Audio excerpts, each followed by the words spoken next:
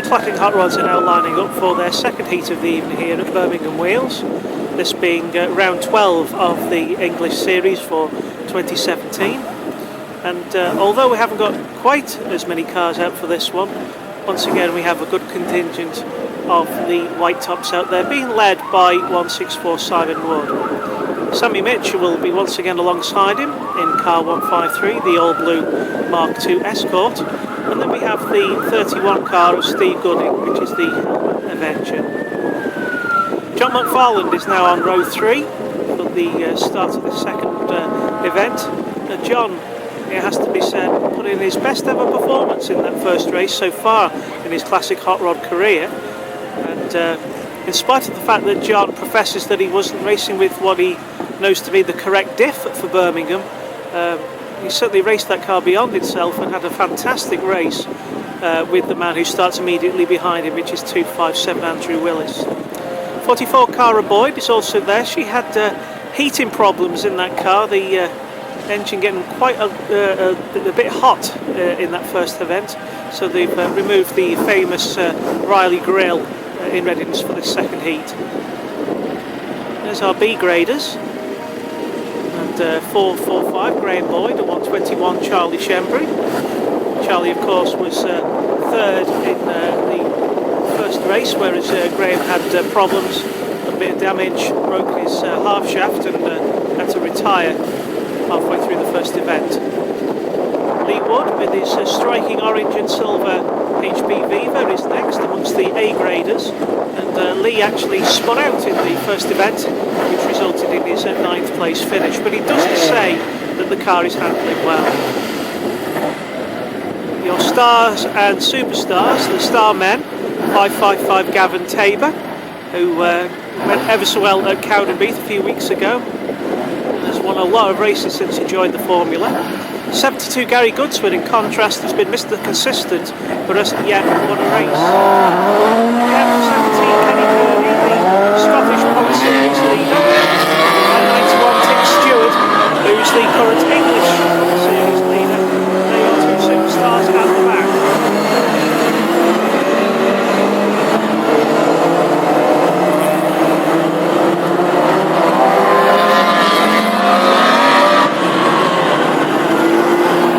Hear Lee Wood's exhaust above everybody else's.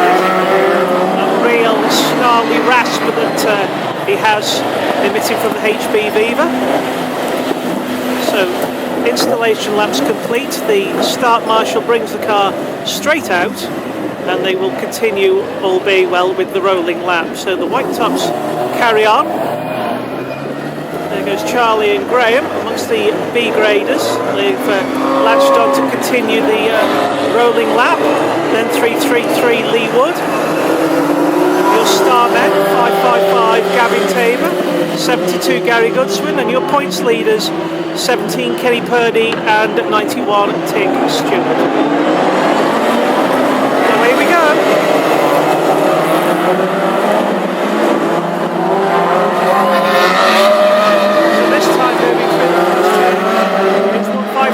Sammy Mitchell, who leads, just ahead of Simon Wood in 164, 31 Steve Gooding, with 44 Cara Boyd on the outside.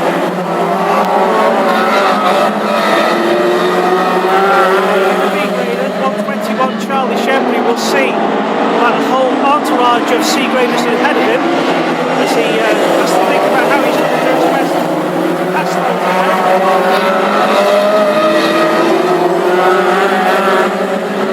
Stargate still yet to catch the pack. Gavin Tabor leading 17 Kenny Purdy. As your leader though, 7153 Sammy Mitchell. Oh, we have a crash. We have a crash.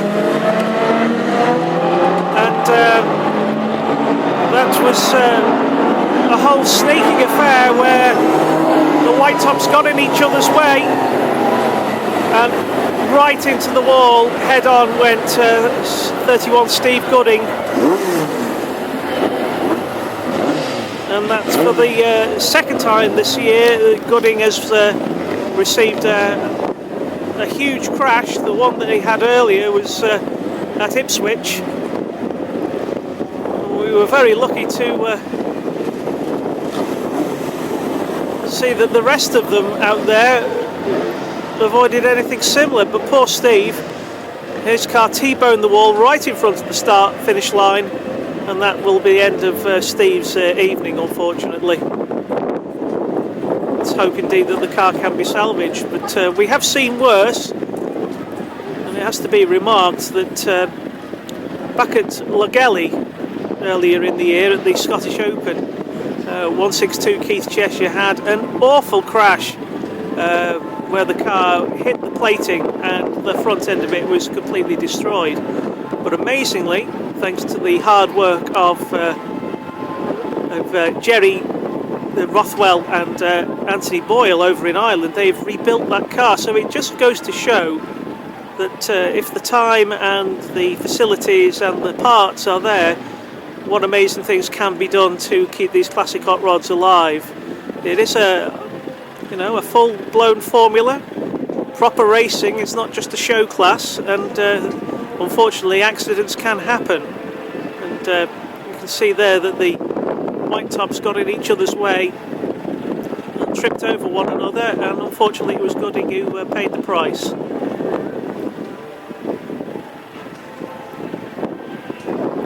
So they're just now going to hook up the stricken Hillman and tow it off to the infield.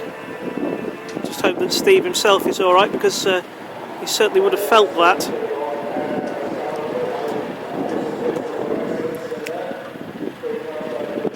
And, unfortunately, Birmingham Wheels has been a venue where the classic hot rods have suffered horrendous damage. A number of years ago, we saw the plight of John Bowring's Escort and the Anglia of Dean Hunt get destroyed on the exit of turn 2 as they tripped over one another, went straight in the plating at a high rate of knots.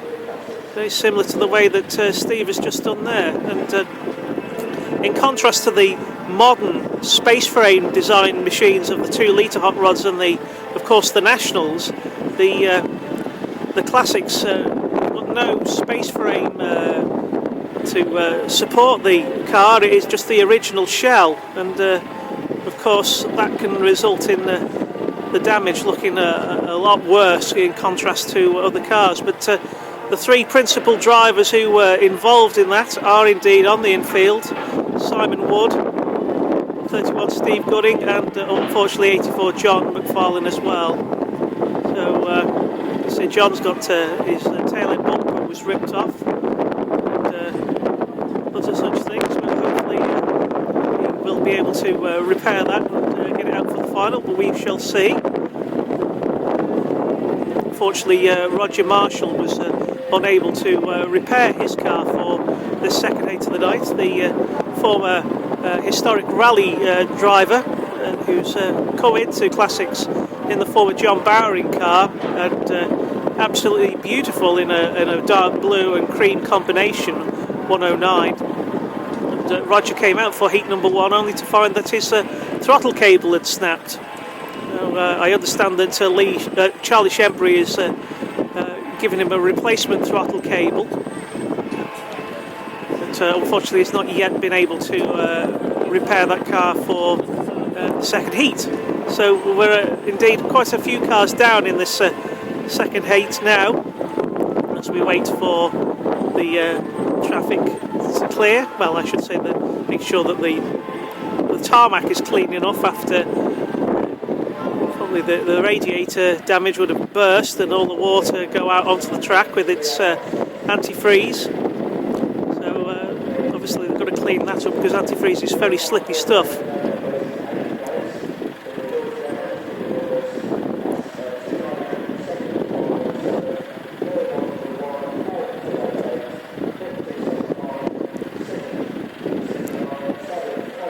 So they're still working busily on cleaning up the tarmac here on the home straight.